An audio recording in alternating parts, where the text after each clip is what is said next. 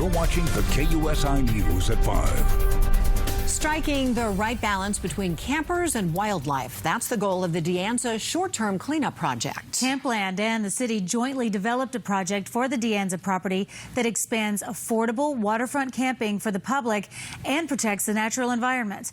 KUSI's Dan Plante is live in Anza Cove with something new that happened today. Dan?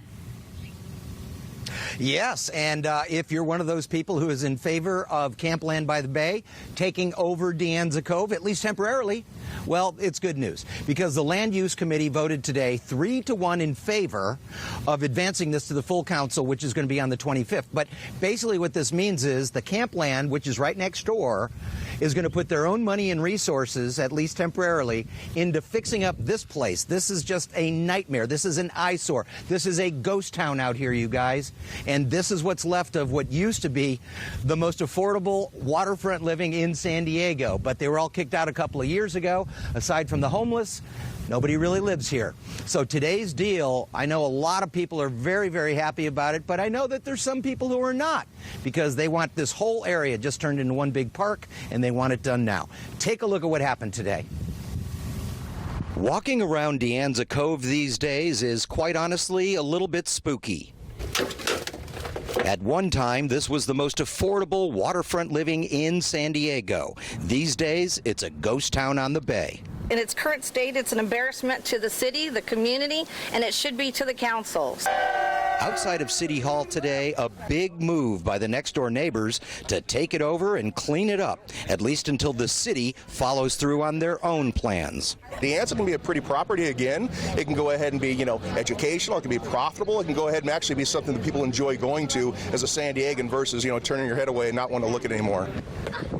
Even though Anza Cove has become a no-man's land next door at Campland by the Bay, things are booming. That's why Campland has offered to clean up the old trailer park next door. Clean it up, make it safe, get rid of the asbestos-filled homes that have been abandoned on the site, repair the bike and pedestrian path, make it more accessible, and use the existing infrastructure to convert some of the former home sites into temporary campsites. When you look at Anza Cove, this is more than an eyesore and a waste of waterfront land. This place has become the new home for a lot of homeless. Let's not just turn it over to the homeless community to move into that strip of land and further degrade that property. A property that is worth millions of dollars on the private market and priceless to the generations who have made memories here.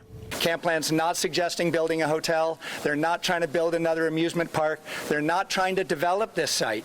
They're just trying to clean this site up and return access to more people. Now, even though this move to temporarily take over Anza Cove does have a lot of support out in the community, including the beach community's town councils, not everybody is in favor of this deal. I spoke with a group outside of City Hall today that wants the city to stick with the original master plan, which basically says get rid of these trailers and turn this area into natural park space so everybody in San Diego can enjoy it. It says that Campland is one of 2 spots in Mission Bay and along the whole coast that there's an advisory to not get in the water.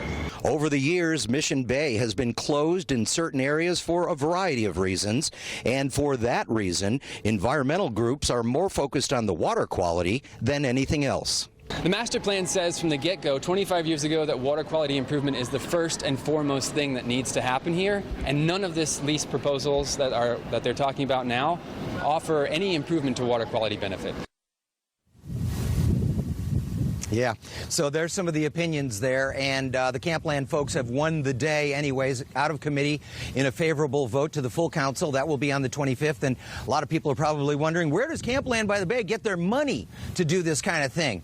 Well, they are putting $8 million. I don't know where Campland got $8 million, but Campland has $8 million on the table that they are willing to use right now to start removing some of these trailers, to start removing the asbestos, to start cleaning up this area, and as you said, put temporary campsites along here instead of this nightmare that is happening right now.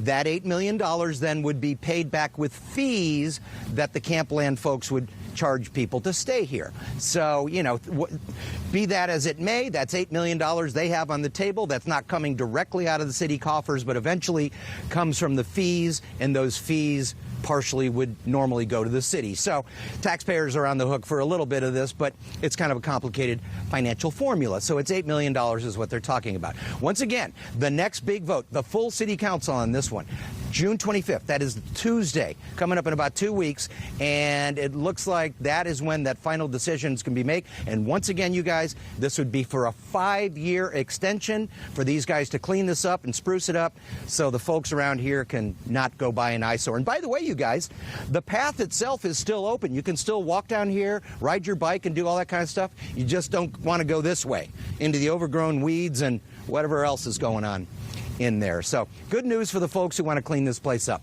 We'll see you back here at 6. That is prime real estate, and that video from Campland looks so fun. I mean, you can they make a really good argument to have more of that, right? They do. They make a good, they do indeed. Yes, they do. All right. You got it, you guys. We'll be following it. Dan, thank you.